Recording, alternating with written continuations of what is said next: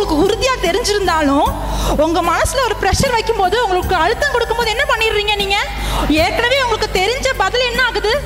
மாறுது. That's the first thing that Satan does. அதேதான் சாத்தானும் அங்க பண்றான். That's the first thing that Satan does, is to put pressure. Whenever you speak God's word, you are studying God's word, the first thing he will do is question God's word. அதேதான் சாத்தானும் பண்ணுவான். உங்களுடைய எண்ணங்கள்ல வந்து அவன் அழுத்தத்தை கொடுப்பான். நீங்க எப்பெல்லாம் இறை வார்த்தையை படிக்கிறீங்களோ அப்பெல்லாம் வந்து உங்களுக்கு ஆண்டவரோட வார்த்தையே உங்ககிட்ட என்ன பண்ணுவா தெரியுமா? கேள்வி கேட்பான். For example, you are saying, by the wounds of Jesus I am healed. ஒருவேளை உதாரணத்துக்கு நீங்க சொல்றீங்க, இயேசு கிறிஸ்துவின் காயங்களால் நான் ஏற்கனவே குணமடைஞ்சிட்டேன் அப்படி நீங்க சொல்றீங்க. ஆனா நீங்க வந்து நோயோட இருக்கீங்க. The next question will come. அடுத்த கேள்வி வரும், you are healed? நீ குணமாயிட்டியா? you are healed? நீ குணமாயிட்டியா? you are healed? நீ குணமாயிட்டியா? No, the doctor said da da da da da. Doctor சொன்னாரு da da da da da அப்படினு. சரியா? The same thing happened to Eve. அதேதான் ஏவாளுக்கும் ஆச்சு. He started a conversation. ஏவாளோடு ஒரு வார்த்தை பேச ஆரம்பிச்சான். Questioning God's word. கடவுளுடைய வார்த்தையே என்ன பண்ணா? கேள்வி கேட்க ஆரம்பிச்சான். And Eve said, God said not to eat of the fruit of this tree. அப்போ ஏவாள் சொன்னாங்க, ஆண்டவர் இந்த மரத்துல இருக்கிற கனியை என்ன புசிக்க கூடாது, சாப்பிட கூடாதுன்னு சொன்னாங்க. And God even said not to touch it.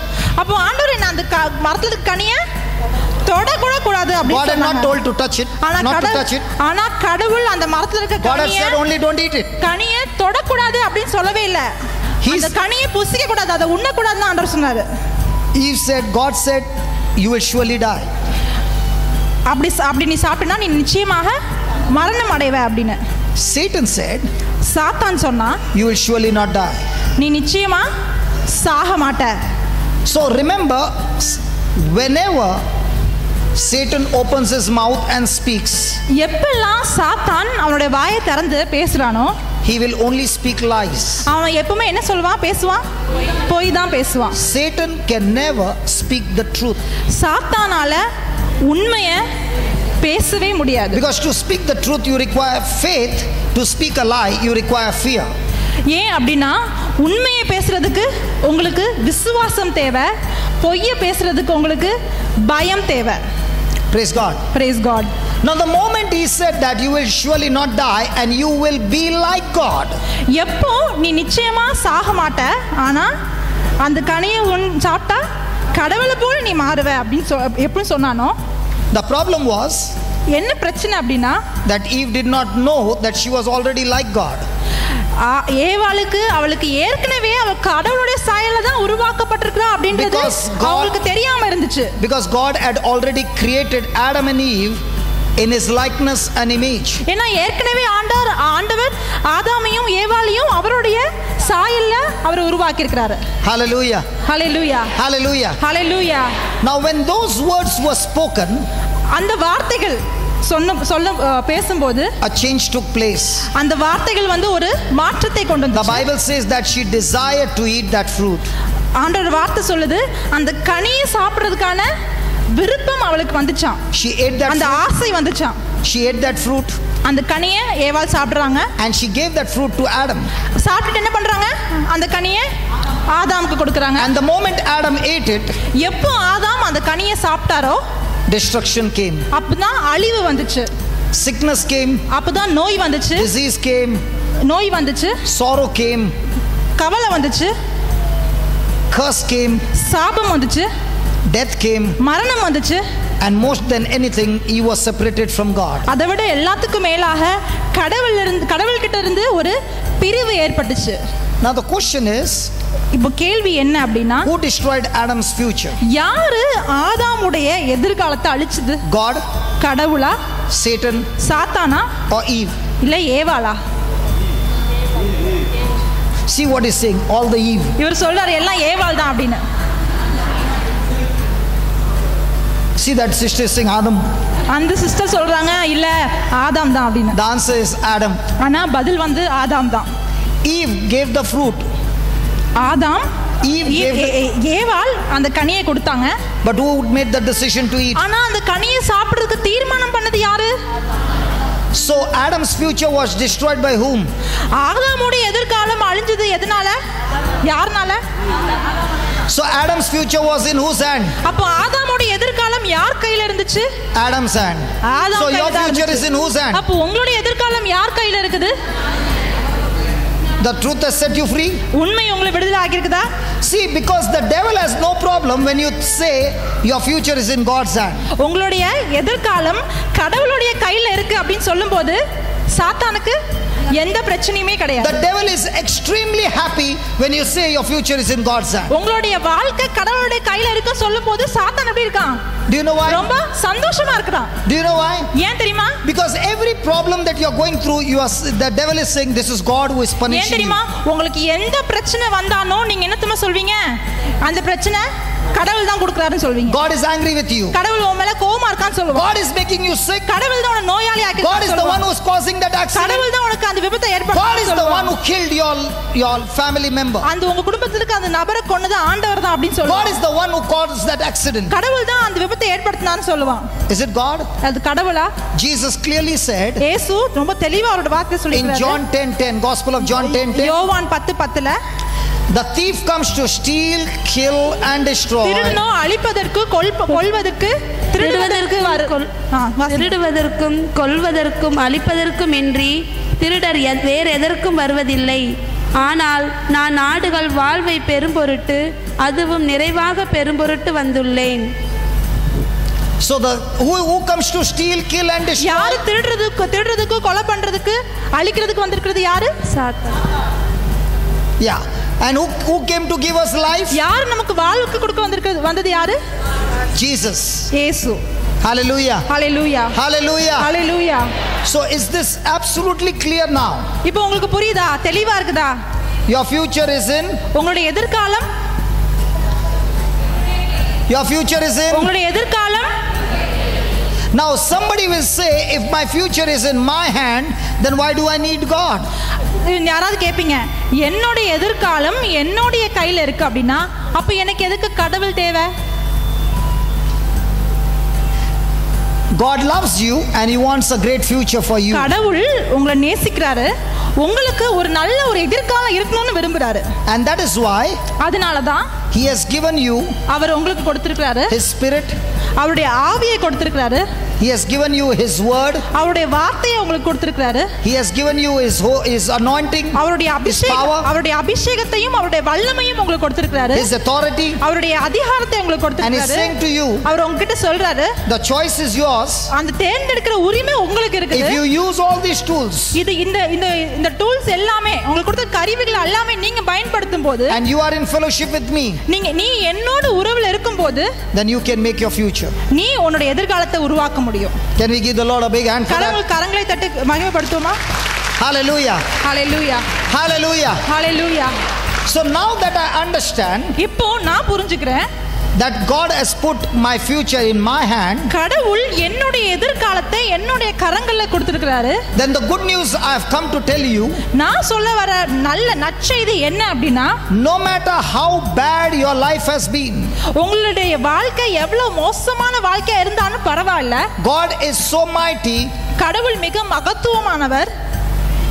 If you call him அவர் நீங்க கூப்பிடும்போது and hand over yourself to him உங்களை நீங்க முழுமையா அர்ப்பணம் பண்ணும்போது and you listen to what he says, அவர் உங்ககிட்ட என்ன சொல்றாரோ அதை நீங்க கேட்கும்போது, you apply his word in your life, அவருடைய வார்த்தையை உங்களோட வாழ்க்கையில நீங்க வந்து நடைமுறைப்படுத்தும் போது he will turn any situation of yours into glory, into victory. உங்களுடைய வாழ்க்கையில எந்த விதமான சூழ்நிலைகளையும் வெற்றியாக அவர் மாத்திடுவாரு. Hallelujah. Hallelujah. Hallelujah. Hallelujah. Hallelujah. Hallelujah. So how many of you believe your future is in God's hand? இப்போ Lift your hands எத்தனை up. பேர் நம்புறீங்க உங்களுடைய எதிர்காலம் கடவுளுடைய கையில இருக்கு அப்படின்னு கைகளை தூக்குங்க.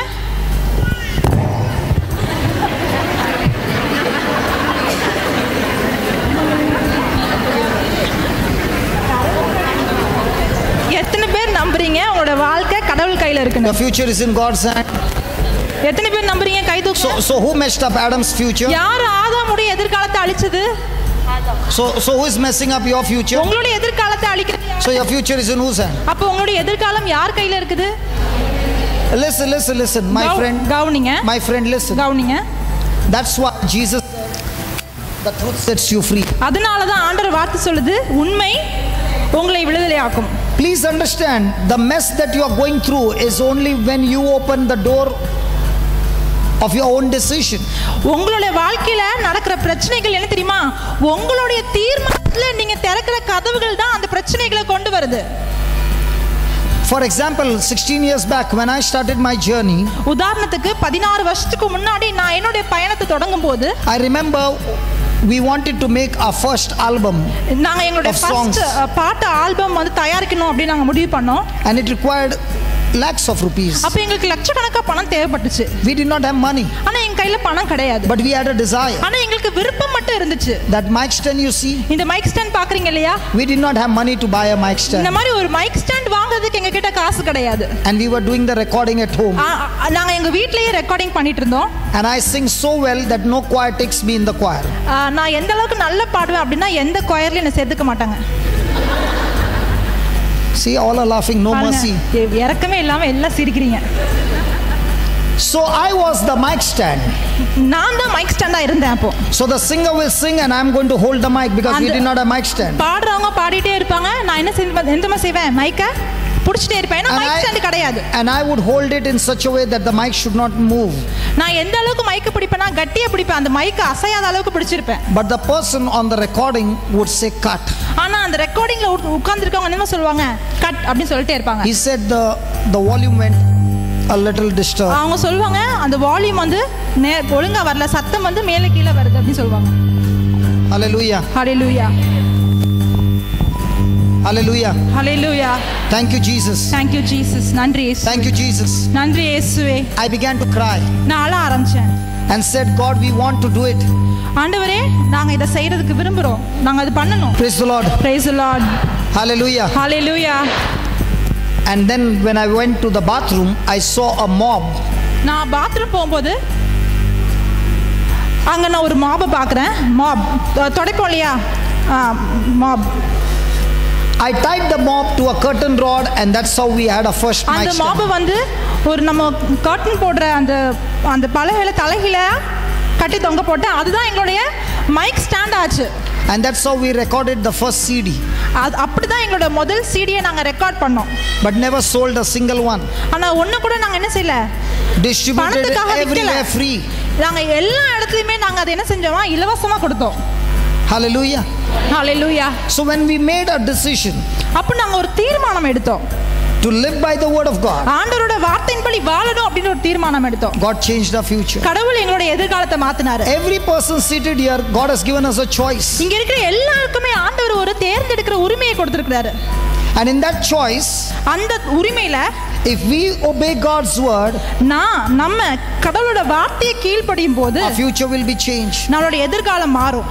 Let me give an example. நான் உங்களுக்கு ஒரு உதாரணம் சொல்றேன். Why many people don't get blessed? ஏன் நிறைய பேர் ஆசீர்வாதம் பெறுதில்ல? How many commandments did Jesus give us? கடவுள் எத்தனை கட்டளைகள் கொடுத்தாரு? இயேசு எத்தனை கட்டளைகள் கொடுத்தாரு? He gave only one commandment. அவர் ஒரே ஒரு கட்டளை தான் கொடுத்தாரு. He gave only one commandment. அவர் ஒரே ஒரு கட்டளை தான் கொடுத்தாரு. Love your God. ஆண்டவரை அன்பு செய். How? எப்படி அன்பு செய்யணுமா? With all your heart. உன்னோட முழு இதயத்தோடு. With all your soul. உன்னுடைய முழு ஆன்மாவோடு. With all your strength. உன்னுடைய முழு பலத்தோடு. With all your mind. உன்னுடைய முழு உள்ளத்தோடு. As you love yourself. நீ எப்படி உன்னை அன்பு செய்வாயோ, love your neighbor. அதேவாறு உன்னுடைய அயலானையும் நீ அன்பு செய்வாயாக. Hallelujah. Hallelujah. So he gave only one commandment. What was that? ஆண்டவர் ஒரே ஒரு கட்டளை தான் கொடுத்தாரு. அது என்ன கட்டளை? Love. அன்பு. Love. அன்பு. In a day, how many times do you get bitter? ஒரு நாளில எத்தனை தடவை நமக்கு கசப்புணர்வு வருது, வெறுப்பு வருது? When was the last time you got bitter? How many years back? கடைசியா எத்தனை வருஷத்துக்கு முன்னாடி உங்களுக்கு வந்து கசப்புணர்வு வந்துச்சு இன்னொருத்தவங்களோட? Any married people? யாராவது இங்க married people I can ask. They are always in love. திருமணமானவங்கள்ட்ட நான் கேக்குறேன், ஏன்னா அவங்க தான் எப்பவுமே அன்புல இருப்பாங்க. Every time you go out of love, எப்பெல்லாம் நீங்க அன்பை விட்டு விலகி வெளியில போறீங்களோ, Satan works in your life. அப்பெல்லாம் சாத்தான் உங்களோட வாழ்க்கையில செயல்பட ஆரம்பிப்பான். Somebody will say, how dare you speak like this? யாராவது சொல்வீங்க, எவ்வளவு தைரியம் தான் அப்படி சொல்வீங்க அப்படி நீங்க சொல்லலாம். Okay, open your books to James chapter 3. யாக்கோபு 3வது அதிகாரம் 13. உங்களிடையே 13வது வசனம். ஞானமும் அறிவாற்றலும் உடையவர் யாராவது இருந்தால் ஞானம் தரும் பணிவாலும் நன்னடத்தையாலும் அவற்றை காட்டட்டும். Then 14. உங்கள் உள்ளத்தில் பொறாமையும் மனக்கசப்பும் கட்சி மனப்பான்மையும் இருக்குமானால் அதை பற்றி பெருமை பாராட்ட வேண்டாம். உண்மையை எதிர்த்து பொய் பேச வேண்டாம். 15. இத்தகைய ஞானம் விண்ணிலிருந்து வருவது அல்ல, மாறாக மண்ணுலகை சார்ந்தது. அது மனித இயல்பு சார்ந்தது. 16. பேய் தன்மை வாய்ந்தது. பொறாமையும் கட்சி மனப்பான்மையும் உள்ள இடத்தில் குழப்பமும் எல்லா கொடுஞ்செயல்களும் நடக்கும். And 17. விண்ணிலிருந்து வரும் ஞானத்தின் தலையாய பண்பு அதன் தூய்மையாகும். மேலும் அது அமைதியை நாடும், பொறுமை கொள்ளும், இணங்கி போகும் தன்மையுடையது, இரக்கமும் நற்செயல்களும் நிறைந்தது, நடுநிலை தவறாதது, வெளிவேடமற்றது.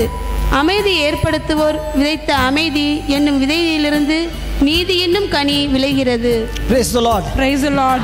Hallelujah. Hallelujah. Let's say you got a free ticket to go on a tour. உங்களுக்கு ஒரு டூர் போறதுக்கு இலவசமா ஒரு டிக்கெட் கிடைச்சிருக்குன்னு வெச்சுக்கோங்க. So you reach that resort.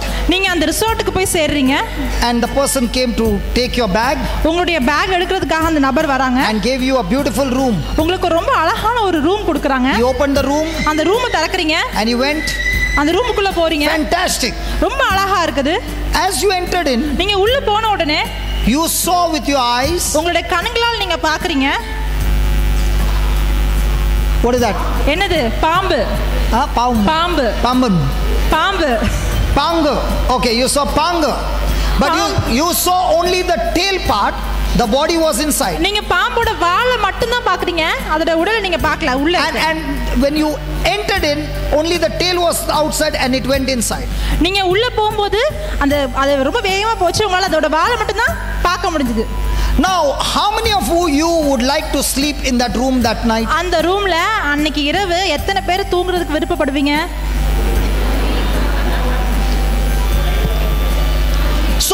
So the question is now, which one is more dangerous? இப்போ கேள்வி என்ன அப்படினா எது ரொம்ப பயங்கரமானது?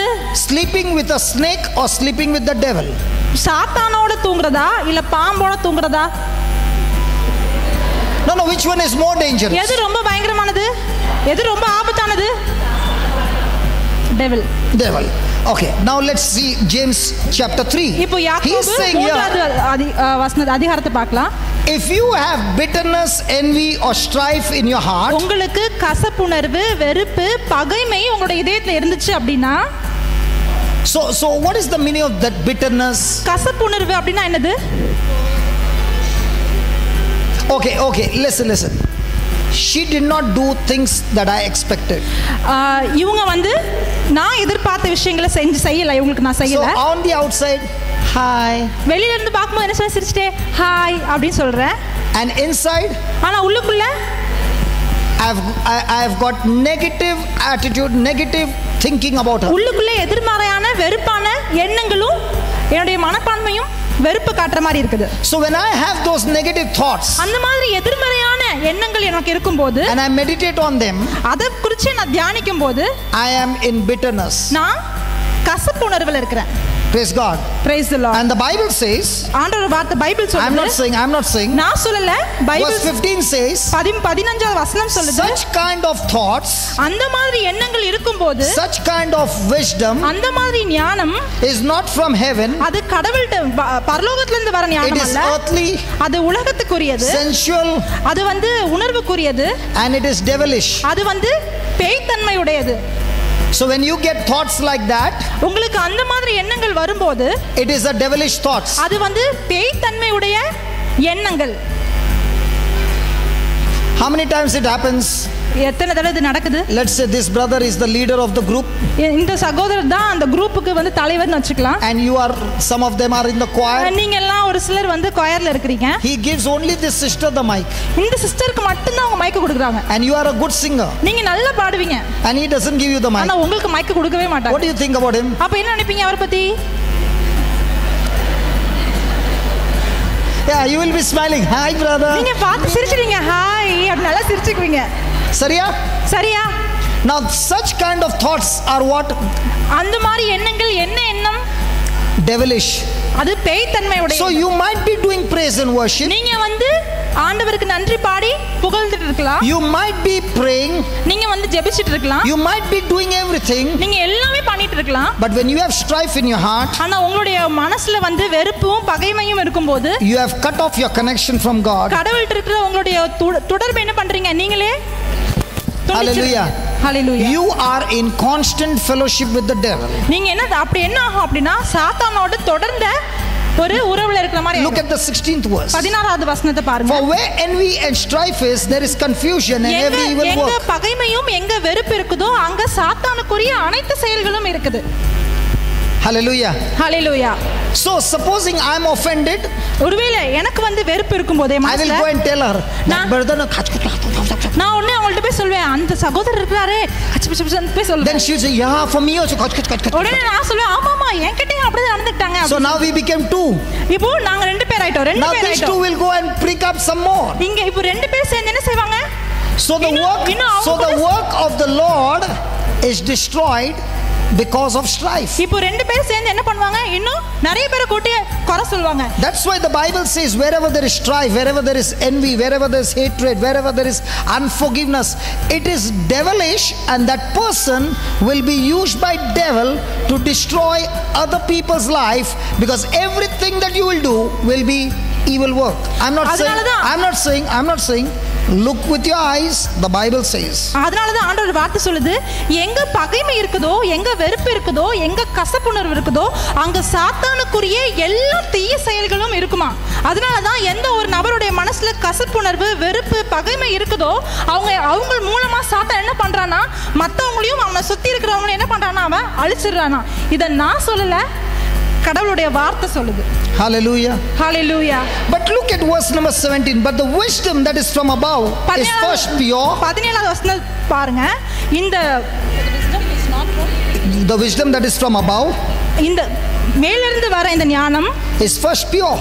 அது வந்து தூய்மையானது, peaceable, அது வந்து சமாதானத்துக்குரியது, gentle, அது வந்து மென்மையானது, easy to be entreated, அது வந்து full of mercy, சுலபமாக ஏற்றுக்கொள்ளக்கூடியது, and good fruits, அது முழுமையாக அன்புக்குரியது, முழுமையாக கனிகள் கொடுக்கிறது, without partiality, அது வந்து எந்த விதமான பாகுபாடும் வேறுபாடும் பார்க்காதது, and without hypocrisy, அது வந்து எந்த விதமான மாய்மாலமும் இல்லாதது, and the fruit of righteousness, ஆனா நேர்மைத்தனத்துக்குரிய அந்த is Ghani sown in peace, அது வந்து சமாதானத்தில் விதைக்கப்படுது, of them that make peace. அது வந்து யாரு சமாதானத்தை உருவாக்குறாங்களோ அவங்க. So are you a person who is taking peace